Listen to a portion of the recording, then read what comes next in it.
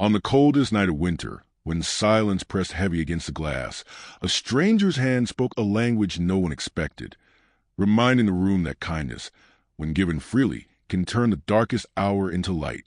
In the end, love often arrives not with thunder, but with quiet grace. If the stories of quiet kindness move you, subscribe, stay with us.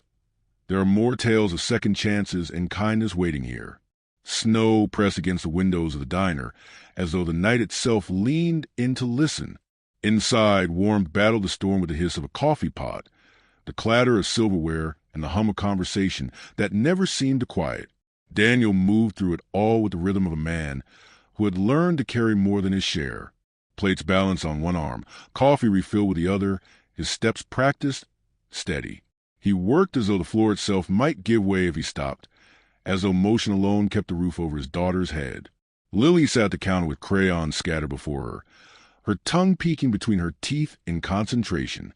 She was small for her 7 years, her strawberry blonde hair tucked into a crooked braid, freckles dusting her cheeks like constellations. She drew pictures that always came back to the same theme.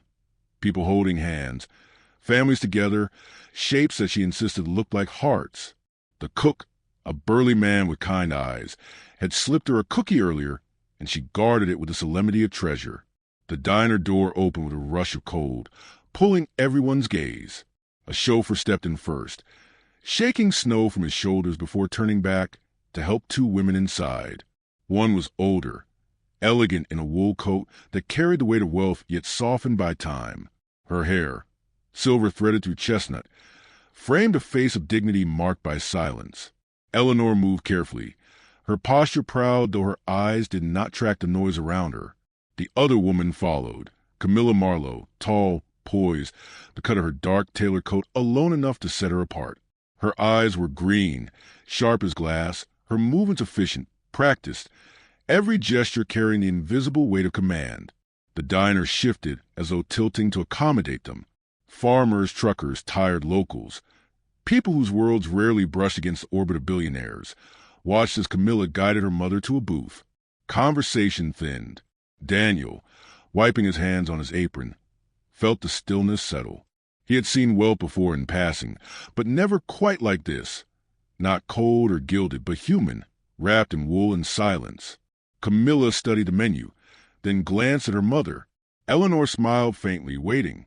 Camilla signed a few quick motions, hesitant but functional. Daniel noticed the stiffness in her fingers. A waitress approached, awkward and impatient, speaking too loudly as though volume could bridge silence. Eleanor blinked, her calm faltering. Camilla's jaw tightened, that protective edge sharp as a blade. Daniel stepped forward, almost without thought, as if drawn. He leaned gently, catching Eleanor's gaze. Then, with hands roughened by years of labor but graceful as though shaped for this moment, he began to sign. "Would you like tea? Something warm?" The effect was immediate. Eleanor's face lit, her entire being shifting from guarded distance to radiant presence. Her eyes sparkled with surprise, then joy. Camilla froze, disbelief flickering across her face. Around them, the diner fell silent, every patron suddenly aware of the strange, luminous exchange. Eleanor signed back, her movements fluid and sure. "Yes, tea. Thank you. You signed so well." Daniel's throat tightened. He had not signed this much in years, not since his wife. "My late wife was deaf," he said softly, voice nearly lost beneath the diner noise. His hands moved again. "I learned for her, and now I teach my daughter." Camilla's gaze sharpened, wary but curious. "You know sign language?" Her voice was low, controlled, as though she had to test the reality of it. Daniel nodded, smiling faintly as he translated his words with his hands for Eleanor. "Yes, for someone I loved very much." Lily, sensing the moment, slid off her stool and tiptoed toward the booth. She clutched her drawing, holding up to Eleanor with shy determination. 3 figures holding hands beneath a crooked sun. Eleanor's hands trembled as she took the paper, studying it with reverence. Then, with a tenderness that startled even Camilla, she leaned and kissed the top of Lily's head. Camilla's composure cracked, just slightly. She saw her mother more alive than she had in months, laughter shimmering in her eyes without sound. And it came not from money, not from prestige, but from a weary waiter and a little girl with crayons. Their meal unfolded slowly. Daniel brought Eleanor a bowl of soup and a steaming cup of tea, his movements careful, respectful. He signed small things as he moved. Careful, it's hot. Do you like it here? And Eleanor responded with warmth, her hands fluttering like wings. They spoke of simple things. Yet beneath it was something deeper, a recognition of loneliness carried quietly too long. Camilla sat straighter, questions burning. Why here? Why this job? She could not hide her skepticism. To her, every man had an angle. Daniel met her eyes evenly. Because it lets me be with my daughter. Because life doesn't always give you what you plan, but you keep going. His words were plain, but his tone held no shame. Eleanor signed slowly to Camilla, her expression firm. He is a good man. You should learn from him. Camilla looked away, her lips pressing thin. She had built walls high around her life, walls of contracts and glass towers. But in this diner, they seemed brittle. She listened as Daniel signed to her mother about his wife, about loss, about raising Lily alone. Eleanor, in turn, shared her own grief, losing her husband young, raising Camilla in a world that often turned impatient eyes to silence. For the first time, Camilla saw them, her mother alive in conversation, this man opening wounds not for pity but for connection. Something shifted in her, an ache she had buried beneath years of achievement. When Eleanor's hands trembled lifting her cup, Daniel steadied it wordlessly, his touch gentle yet never patronizing. Camilla's breath caught.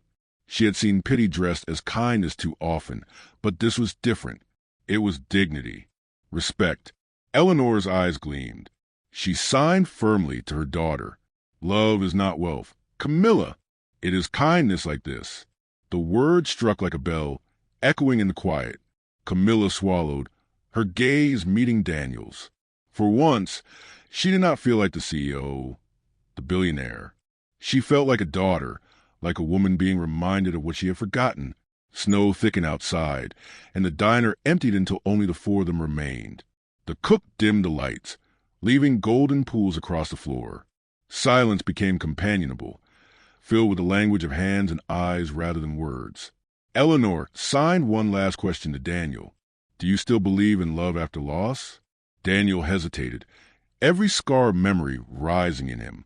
His voice, when it came, was steady but soft. I thought not, but now maybe I do. His hands echoed the words, his eyes flicking briefly to Eleanor, then to Camilla. Eleanor reached across the table and pressed a folded letter into his palm. Her fingers lingered. Keep this. I wrote it long ago, but it belongs with you now. Daniel held it as though it were fragile glass. She signed again, her eyes wet. You gave me back a voice today. Camilla watched, silence thick in her chest. Then, with a gentleness uncharacteristic of her steel exterior, she said, Would you and Lily join us for dinner sometime? Not here. Not like this. Just dinner. Daniel studied her, reading the sincerity behind the armor. He nodded once, simple, unpretentious. Later that night, Lily asleep beneath quilts, Daniel sat at a small table with the letter open before him. Eleanor's handwriting flowed with grace, speaking of loneliness, of hope, of longing for a kindness that had always felt just out of reach. He closed his eyes, the words pressing against the walls of his heart until they cracked. The next evening, the diner bell rang again. Camilla stood in the doorway. No chauffeur, no entourage, just a woman with snow in her hair and hesitation in her eyes.